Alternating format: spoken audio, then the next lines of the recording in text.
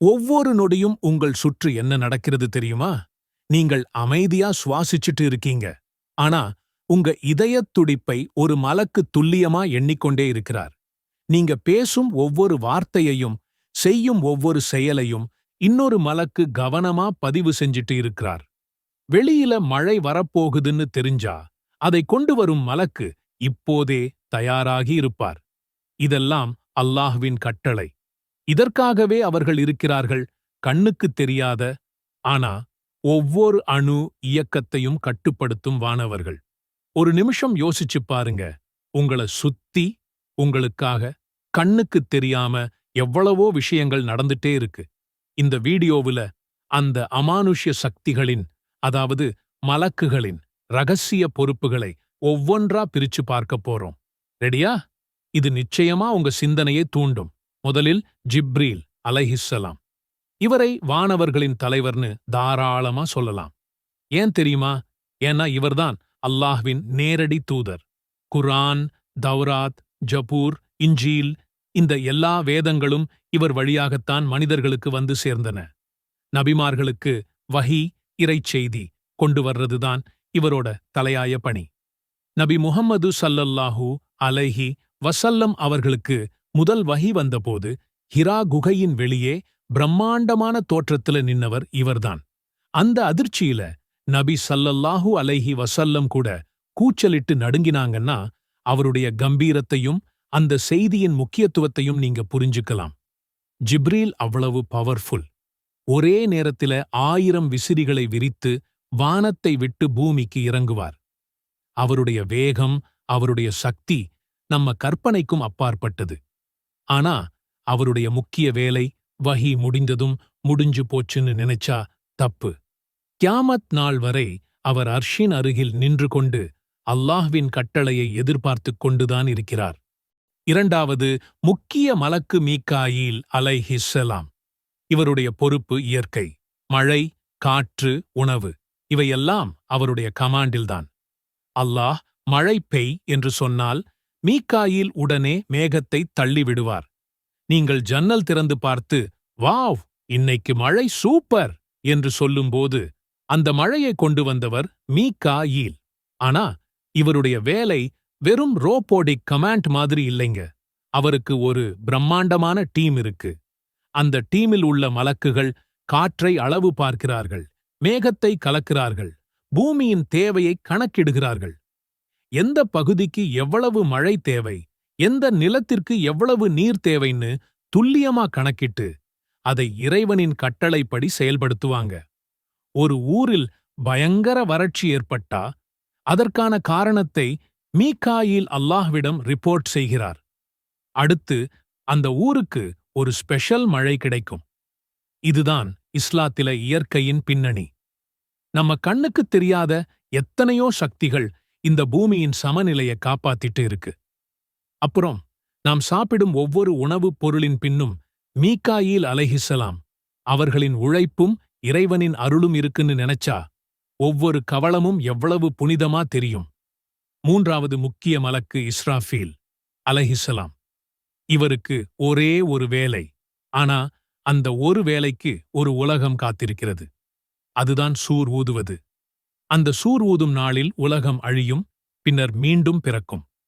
இஸ்ராஃபீல் இப்போது சூரை ஹோல்ட் செய்து கொண்டு காத்திருக்கிறார். அல்லாஹ் ஊது என்று சொன்னால் போதும், அந்த ஒரு ஊதலில் எல்லா உயிரும் முடிவுக்கு வரும். நபி ஸல்லல்லாஹு அலைஹி வஸல்லம் சொன்னார்கள், இஸ்ராஃபீலின் சூர் பெரிது, ஒரு பக்கம் கிழக்கு, மறுபக்கம் மேற்கு.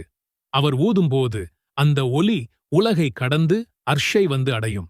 இப்போ அவர் என்ன செய்கிறார்? காத்திருப்பு. ஒரு பிரம்மாண்டமான நிகழ்வுக்காக ஒரு நொடி கூட பிசகாமல் இறைவனின் கட்டளைக்காக காத்திருக்கும் அந்த பொறுமை, அதுதான் அவருடைய ரகசிய பொறுப்பு. நேரம் வரும் வரை ஒரு நொடி கூட முன்னேற முடியாது. இந்த ஒரு பணியின் மூலம் இறைவனின் சக்தியையும் காலத்தின் முடிவையும் அவர் உணர்த்துகிறார். நான்காவது மலக்கு மலக்குல் மவுத், பொதுவா இஸ்ராயீல் அலைஹிஸ்ஸலாம் என்று அழைக்கப்படுபவர். இவருடைய வேலை உயிர் எடுப்பது. ஒவ்வொரு உயிரும் அவரிடம் வரும். நீங்கள் பிறந்த அந்த நொடி இவர் உங்கள் பெயரை லிஸ்ட்ல பார்த்துவிட்டார். நபி ஸல்லல்லாஹு அலைஹி வஸல்லம் சொன்னார்கள், இவருடைய டீம் ஒவ்வொரு ஊரிலும் இருக்கிறது, ஒவ்வொரு வீட்டிலும் இருக்கிறது. உங்கள் உயிர் போகும் நேரம் வந்தால் அந்த டீம் உடனே வந்துவிடும். ஆனா இவர் கடுமையானவர் என்று நினைத்தால் தப்பு. அவரும் அல்லாஹ்வின் கட்டளைக்கு கட்டுப்பட்டவர். ஒரு நல்லடியானுக்கு உயிர் எடுக்கும்போது அவர் மெதுவாக, மரியாதையாக எடுப்பார். தவறானவருக்கு அது வேறு ஸ்டைல். இஸ்ராயீல் அலைஹிஸ்ஸலாம் அவருடைய டீமுடன் இரவு பகல் பார்க்காமல் வேலை செய்கிறார். ஒரு நொடி கூட ரெஸ்ட் இல்லை. ஒவ்வொரு நாளும், ஒவ்வொரு நொடியும் கோடிக்கணக்கான உயிர்கள் பிறக்கின்றன, கோடிக்கணக்கான உயிர்கள் மறைகின்றன. இந்த அனைத்தையும் நிர்வகிக்கும் பிரம்மாண்டமான பணி அவருடையது. மரணம் என்பது ஒரு முடிவு அல்ல, அது ஒரு புதிய தொடக்கம் என்பதை இவர்களின் பணி நமக்கு உணர்த்துகிறது. உங்கள் நன்மை தீமை பதிவாளர்கள் இப்போ உங்கள் அன்றாட வாழ்க்கையை நேரடியாக பாதிக்கும் 2 மலக்குகள். ரகீப் உட்காரும் இடம் உங்கள் வலது தோள், அத்தீத் உட்காரும் இடம் இடது தோள்.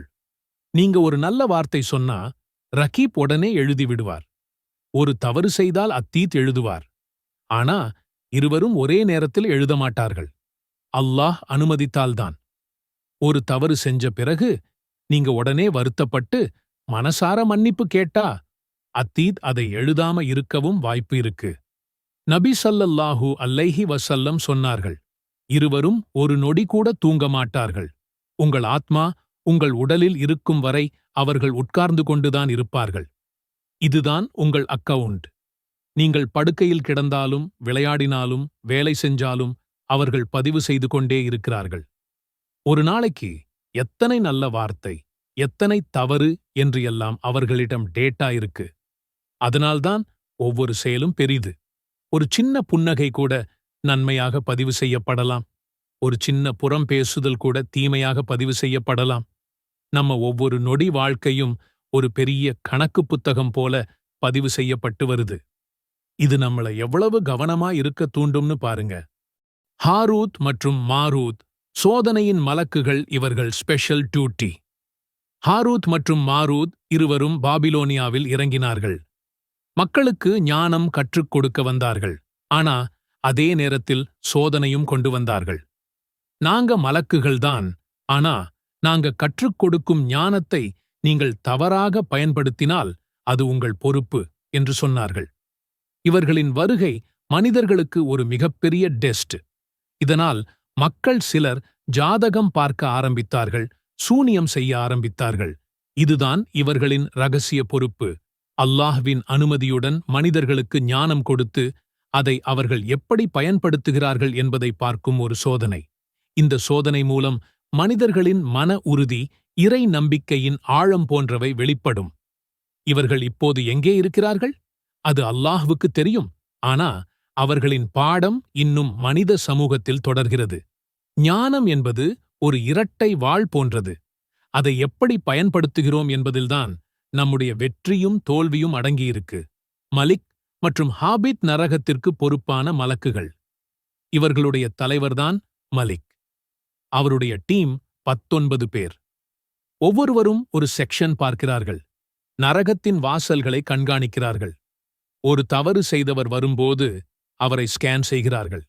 அல்லாஹ்வின் கட்டளைப்படி அந்த நபர் எந்த லெவலுக்கு போக வேண்டும் என்று முடிவு செய்கிறார்கள்.